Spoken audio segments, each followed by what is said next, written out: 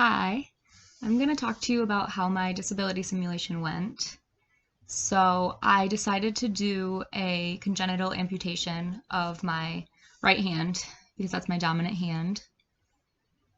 And it was interesting. It was a long 48 hours. So, I'm just going to show you what I did. So, I just got a towel and I had my mom help me with it. I just wrapped it around my hand and just taped it so that this is what I had. I didn't have an ace bandage handy, so this is what I used.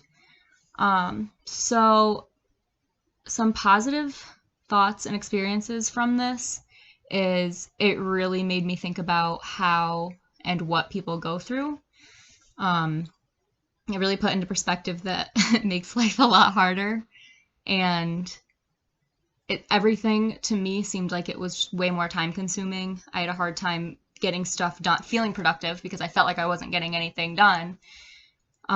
So that was a positive and a negative, I would say. Positive, it opened up my eyes to what people actually go through, especially being congenital. It's something that they're born with, so I'm sure they have adapted to it. But if someone had an injury where they had to get their extremity amputated, I think that would be a lot harder to adjust to. Negative experiences, I would say, is just not feeling productive whatsoever. I actually sat down as soon as I started my disability. I sat down and tried to do homework, and I was typing with one hand, and it took me three times the amount of time that it took to type with two hands that it did with one. It's very frustrating and it was tedious.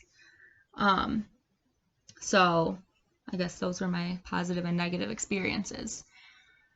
So I'll just talk about some of the things I experienced throughout this experience. So I ended up starting out by making a meal. That was the first activity I really did with my disability. So me and my mom went to the grocery store that's right in town. It's a really small one. There's not usually a lot of people there anyway. I encountered like 5 people, but I got a reaction from 3 of them. It was kind of interesting. The first person was getting out of their car as I was getting out. He was kind of staring. He looked at me, looked down at my hand, and then like slowly just kind of looked away as if he tried to pretend he didn't notice. Obviously, I saw because I was paying attention. And it was a little nerve-wracking because it's obviously it's just a simulation. So I was like, well, if someone asks me what happened, what am I going to tell them? Am I going to tell them it's an assignment, or should I actually make up, that something had happened? But with it being wrapped up like this, so I was kind of hoping that nobody would ask me. But so I got into the store and realized very quickly that I probably should have gotten a cart because I only had to grab a couple of things for our meal that we were going to make, but I couldn't. I was grabbing everything off the shelf and just like loading my arms up, and then realized I couldn't hold anything in my hands. I could no longer, there was nothing I could do.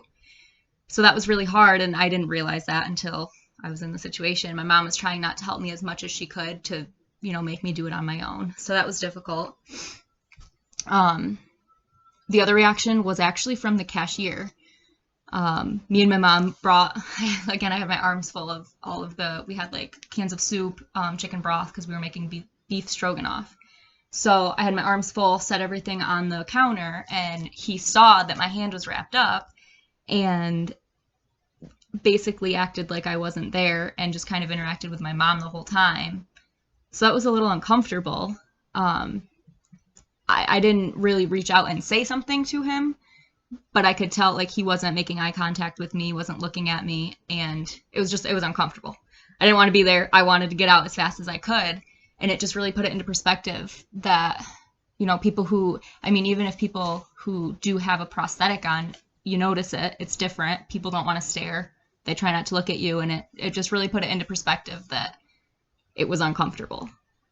So we were walking out and getting in the car. Again, I took the bag and I had it in my left hand, and with the whole pandemic, I've been trying not to touch doors anyway, so opening the door of the grocery store was fine. I just like leaned into it and held the bag in my hand. But when I got to the passenger side of the car, I was like, I don't know how to open up the door. So as I was doing that, an older lady pulled up right next to us and she was staring at me. I could tell she was watching me the whole time, and I ended up looping the bag over my arm and like pulling the door. It was really awkward and uncomfortable, but she was staring at me the whole time. She saw my hand wrapped up and was, I don't know. So it was uncomfortable. But really put it into perspective, and we were out for maybe like 5 or 10 minutes. It wasn't even that long, and it really put it into perspective that people stare, people like judge by just their looks, or they try to not even know that you're there. But you know that it's different. So that was my experience of going grocery shopping and going in the community, since with everything going on, we can't really go out in the community. But so that was my experience with that. It was awkward and a little embarrassing. So like I said, I couldn't find an ace bandage when I sat down to actually do this, so the towel was what I found. It was the most handy. I didn't wear it in the shower. I tried to not use my hand at all in the shower. That was very difficult because, like I said, I'm right hand dominant, so I grab the shampoo with my right hand. I do everything with my right hand. So in none of my shampoo bottles or my body wash is a pump. You have to pop the cap open. So, and everything's on the right side of my body in the shower. So I had to reach over, grab it, and like balance it in my arm, pop the cap up, pop the lid off, and then like squirt it on my head and hope I didn't use the whole bottle because I didn't know how much I was using. And then do the same thing, close it, set it down across my body. It was uncomfortable. My showers took a lot longer, and I take very quick showers. And so that was very different. Washing my body felt like it was impossible. I had to hold the spongy in between my arm, put soap on it, but it's not practical. It was very difficult. I think those were like the most difficult things. Cooking the meal I found was very, very challenging. After we got all the groceries, came home, and we were making beef stroganoff, and I had to open up 2 cans of soup with one hand.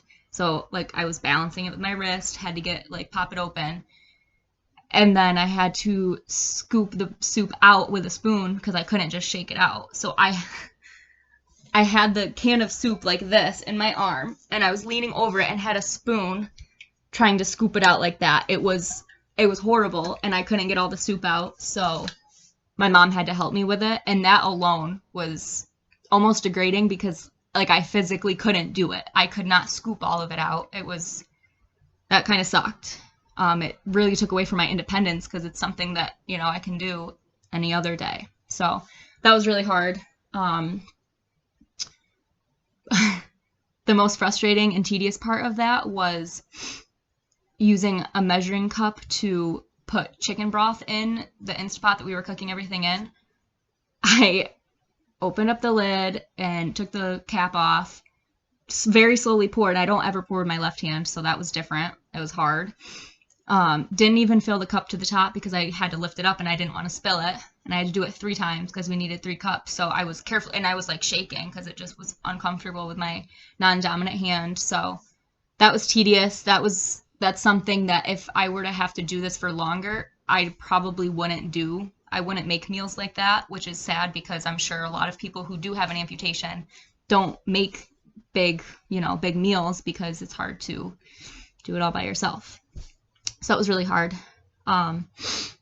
So back into the ADLs. Yeah, the showering was really hard. My morning routine, I didn't even want to have a morning routine on Tuesday when I did this because after going through it Monday and realizing how hard it was, I knew that it was going to take me so much longer. I had to actually get up earlier I had a meeting with one of my professors Tuesday, and I had to get up earlier because I knew that my morning routine was going to take me twice as long. Brushing my teeth was really hard. Obviously I can't hold my toothbrush, I can't hold the toothpaste, I can't squeeze the tube of toothpaste, none of that. So I set my toothpaste down, or my toothbrush down, grabbed my toothpaste, and I have a twist top. I don't have one of the caps that snaps on. That was a big thing that I noticed that was really difficult. And then I'd have to squeeze it onto my toothbrush, set that down, it was a lot. Um, so that and the showering was difficult and frustrating. Um, so so more about the community. Like I said, the shopping was difficult, just tedious. I should have gotten a cart or a basket or something. I was trying to carry everything in my arms. Um, the other thing, I didn't even think about this until I actually had to do it. I got in my car to go to my dad's house, and I got in and I sat down and I was like, well, now I'm going to have to completely reach over my body to start my car. So I'm reaching over my body, trying to get behind the steering wheel to put my car in my keys in the ignition and turn it on. And that was something I have never thought about. I've always known that taking a shower is going to be hard, brushing my teeth, all that stuff I knew was going to be hard, but I never thought about actually getting in the car and driving somewhere. Also, just putting my car in drive was kind of hard. It was just uncomfortable. It wasn't hard, it was doable. It was just very uncomfortable and not an ideal motion. Um, so the psychosocial aspect of this was a big eye opener because it was depressing, going from being able to use my hand all the time to not being able to use it for anything. I could use my forearm a little bit for some leverage, but with a congenital amputation, not having a hand, there's nothing there that I can use it for. So that was really difficult. It was hard, and definitely I can see the anxiety of going in public and having to deal with the looks and the stares, because I was a little nervous because I'm like, well, what if they ask me? It's uncomfortable. So that was kind of hard. So using the PEOP model, like I was just talking about, the psychosocial aspect would definitely apply under person, because that's something that I think everyone would deal with being an amputee, is all the psychosocial aspects of it, the depression, the anxiety around it, not wanting to go out in public with your friends anymore. So that's a huge one. Environment is something I noticed, but thankfully it didn't affect me too bad. So this was another thing I never thought about. My mom's door handles to get in her front and her back door, they're twist handles. And I didn't realize that until I'm trying to walk up to the door. My hands are full. My left hand is full, and I can't open the door because there's nothing I can twist it with. So at my dad's house, it's actually a lever that I just push down. So that was fine. I was able to use my elbow, push it down, and push the door open. The other thing is having a door that pulls towards me, whether it has a lever or a twist, and my hands are full, I'm not going to be able to do that. With a push door, I can push the lever down and walk into it, and the door will open. So that was something that I never really thought about in my environment. The other thing was my nightstand. Luckily, my nightstand is on the left side of me, so it was easy to reach over, put my phone down, put my water down. But if that was on the right side, it would just be uncomfortable. I wouldn't be able to easily reach over and access anything. My occupation as a student, that was so difficult and tedious. And I know I keep using that word, but that's all I can think of. Everything was time consuming. Nothing felt productive. I felt like I was getting absolutely no work done because I was just typing chicken scratch with my fingers on my left hand. I can't write with my left hand, so everything I did was online and on my laptop. I had to highlight just a page of something, and it took me so much longer because I don't have the fine motor skills in my left hand. Granted, someone who has a congenital amputation they will grow up being a lefty or whichever hand it may be, so that would be their dominant hand. But me having all of those abilities with my right hand and then having it taken away was very difficult. And then just performance, like I said, it didn't feel productive, didn't feel like I was getting anything done. It was distracting and it was frustrating. But overall, I think that it was a great experience. I'm glad that I got to experience it. Even though it wasn't at school how it was supposed to be, I still experienced a lot of it, and I think it definitely will leave an effect on me, if anything ever does happen to me, or just being from the OT side of it. Thank you.